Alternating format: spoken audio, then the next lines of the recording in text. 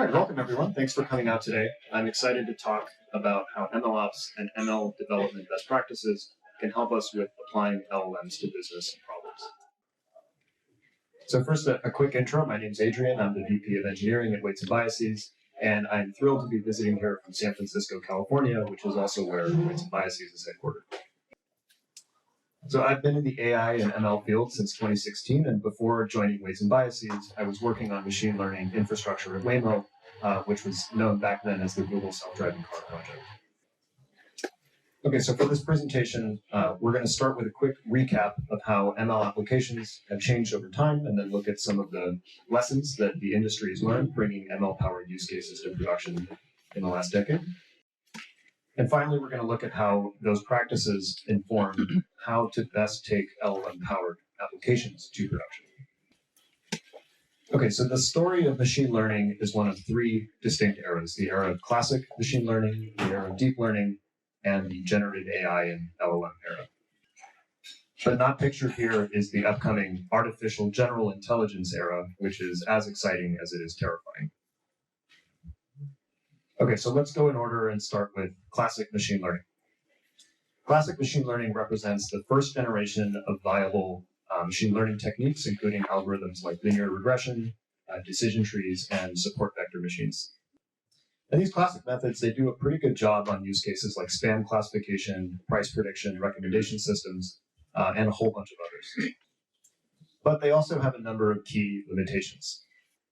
For one, they require that data scientists and ML engineers spend a lot of time on feature engineering, which is often quite domain-specific. The other drawback is that these models simply aren't sophisticated enough to represent highly complex relationships in data, especially when it comes to less structured data. But for all those faults, these techniques are fast, they're efficient, they're highly interpretable and debuggable compared to later deep learning techniques, and that's mostly why they're still in wide use today. And from an industry perspective, all you need to do in order to get started with classic machine learning and realize business value is hire a handful of data scientists. So deep learning marked a significant shift in the ML landscape by introducing models capable of automatically extracting and learning features from raw data. And this is a huge development for every field that utilizes unstructured data or data with a complex state space, like computer vision, for example. But of course, there are some drawbacks. For one, deep learning is inherently a lot more complex than previous classic techniques, and therefore harder to get right. And probably more importantly, deep learning is a lot more compute intensive than classic techniques. And so from the industry perspective, at the start of the deep learning era, you now needed a highly specialized team, which there weren't that many ML researchers in the mid-2010s when deep learning was first burst onto the scene. And you also now needed to spend a lot of capital on specialized hardware for deep learning. And as a result, for a long time, mostly between 2012 and 2018, deep learning in enterprise settings was mostly limited to a small number of companies that had the resources to hire researchers out of the very best academic programs and that could afford to spend a lot on GPUs. But this did start to change eventually. And if this had not changed, Weights and Biases probably would not still be around today because we sell mostly to companies investing in deep learning. So what made deep learning more accessible? Well, for one, a number of companies simply started selling end-to-end machine learning solutions. So this gave companies a relatively quick option to get started with ML use cases without having to make the large upfront investment in large ML teams and compute resources. And these companies remain relatively popular today. Another development that lowered the barrier to entry was open research. Machine learning is unique in that so many of the key advancements in the field are taking place out in the open, and there's a lot of collaboration between research-oriented companies and academia. Another thing that definitely helps is that so many of the fundamental building blocks of machine learning models are already available to use and don't need to be rebuilt because the field is standardized on a handful of open frameworks.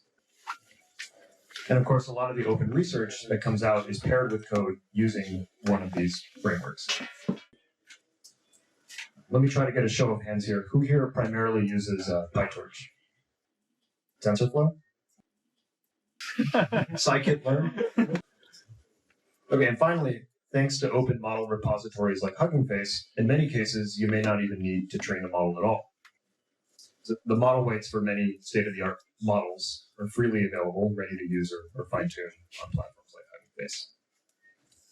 And so with all these developments, we here at Weights and Biases observed a huge surge in companies investing in deep learning between 2017 and 2022. When we started in 2017, it was actually pretty hard to find companies with machine learning teams outside of the very largest high-tech companies. And of course, that's very different now. So machine learning became popular in industry, and it quickly mingled with the much more established field of professional software development. And this crossover helped the field of machine learning mature.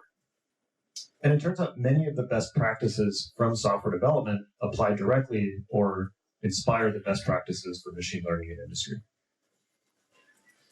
So where software has unit and integration tests, machine learning has come to have model evaluation and system tests. The widely accepted standards for model evaluation encourage us to make holdout test sets and judge our models by their performance against these holdout test sets. It's also common to then test the models in the systems in which they're intended to be used.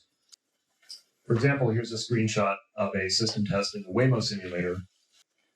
So we would take our evaluated models, plug them into the software system, and run a series of pass-fail scenario tests. Another best practice that we've standardized on is keeping a record of our experiments. That's kind of what Weights and Biases is famous for. So in software development, it's probably enough to just track the source code that we run and maybe share some development environments. But in model development, the trained model weights are just as important as the code used to produce them, if not more important. So that means we must meticulously log every experiment input, output, and every detail about the training environment for later reproducibility. And doing that is what allows us to collaborate effectively with teammates on model development projects and ensure that we never lose progress. Another related concept here is asset versioning and lineage tracking. So when we're developing models in a team setting, we rapidly hit an explosion of data sets and trained models and evaluation results, and it can quickly turn into a mess. And so we need a good way to differentiate between our various data sets, our various trained models. We need to know where each model came from, which one is safe to deploy to production, which ones aren't yet, especially if you're in a regulated industry. And finally, when you take a model to production, you're going to want to monitor its performance. So just like you'd set up observability for any live web service, it's become increasingly common to configure monitoring specifically for model inputs and outputs in a production setting. And Weights and Biases can help with all of these development practices, of course, but there's a very wide industry now here as well. And this market map should give you an idea of the breadth of tools available to help with ML development. So I've just described what the industry has learned and adopted around building ML models. But now that we're in the age of LLMs and foundation models, what exactly has changed?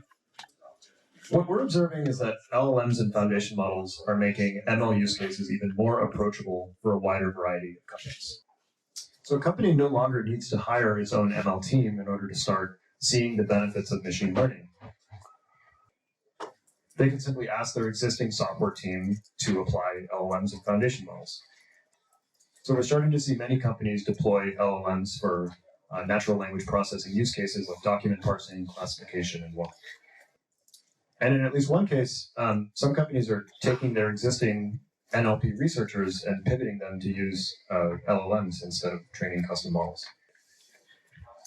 So in the world of machine learning, that means there's now a new type of ML persona who is not necessarily training or fine-tuning models. And our hypothesis at Weights and Biases is that most software engineers will do some amount of prompt engineering as part of their core job within the next few years. So for these prompt engineers, foundation models can perform a wide variety of tasks extremely well, even novel tasks on which they were not originally trained in some cases. However, fundamentally, a foundation model is still a machine learning model, which means it's non-deterministic software and it lacks all the explainability that other deep learning models lack.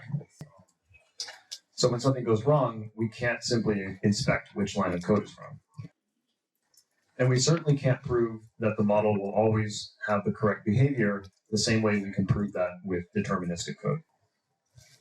So with this challenge in mind, how does a prompt engineer build enough confidence to deploy an application powered by a foundation model at a large-scale, high-stakes use case? And that's really the same challenge we had with custom-built models. And the answer we've converged on is that we're okay not necessarily having concrete proof that a model behaves correctly, as long as we can test it on data sets that empirically prove 99.9% or more reliability, whatever the threshold is.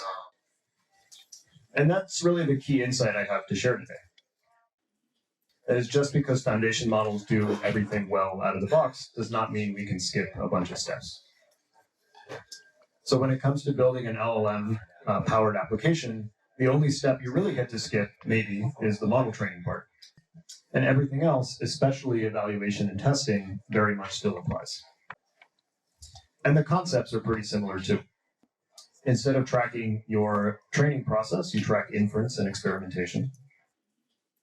Instead of versioning your model weights, you version your prompts. I think you get the point here, but let's zoom in on some of these differences a little bit more.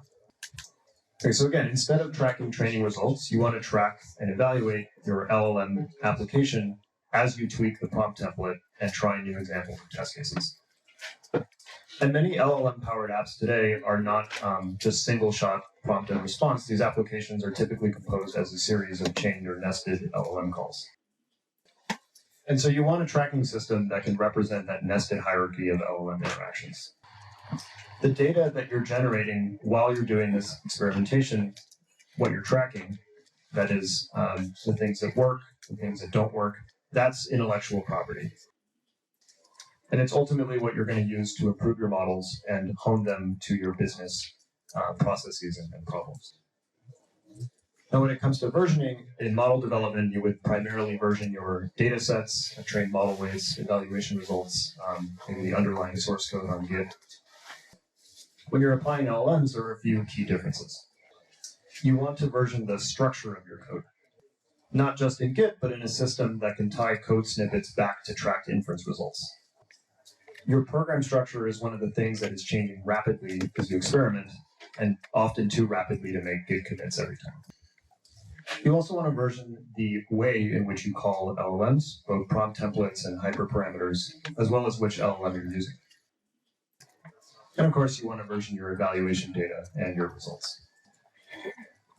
Speaking of evaluation, this is one area where there's currently a ton of variance depending on your exact use case. If you're using an LLM for discriminative use cases like classification or extraction, you can use more or less the same evaluation techniques and metrics that we've been using for a long time, like precision, recall, F1, etc. If you have a truly generative use case, things get a little bit more interesting. So one popular option we've seen is to create a manual data set of good generation responses and compare the model's output to your blessed set of responses. There's also a lot of recent research on using other LLMs to evaluate generation results. It's generally a very active research field. Whichever the method, you'll want to make sure that you have consistent methodologies as your LLM app changes, so that you know if you're getting closer to being production ready. And ideally, it looks like a leaderboard. Okay, and finally, when you are production ready, you'll want to monitor your application in production just like you would if you were deploying a bespoke model. Maybe the one special consideration is that if your LLM app is a chain or sequence of LLM calls, you should capture all that the same way you do during the experimentation phase, sort of a nested or hierarchical way. And all of this gets us to the key point. And the key point is that foundation model applications benefit from the same rigorous methods we were already using to build bespoke models. Simply adapt the methods a little bit, and you'll be well on your way to a successful LLM app deployment. And if you need great tooling to help you with either model building or applying foundation models, I know of a great platform. Weights and Biases has been helping teams build better models faster since 2017, and I'm excited to say we're now also working on a bunch of tools that help software engineers apply foundation models to business problems. We're not quite ready to release these tools yet, but all of you just got a sneak peek a few slides ago. And we're really excited to share more in the next few weeks. Okay, thank you very much.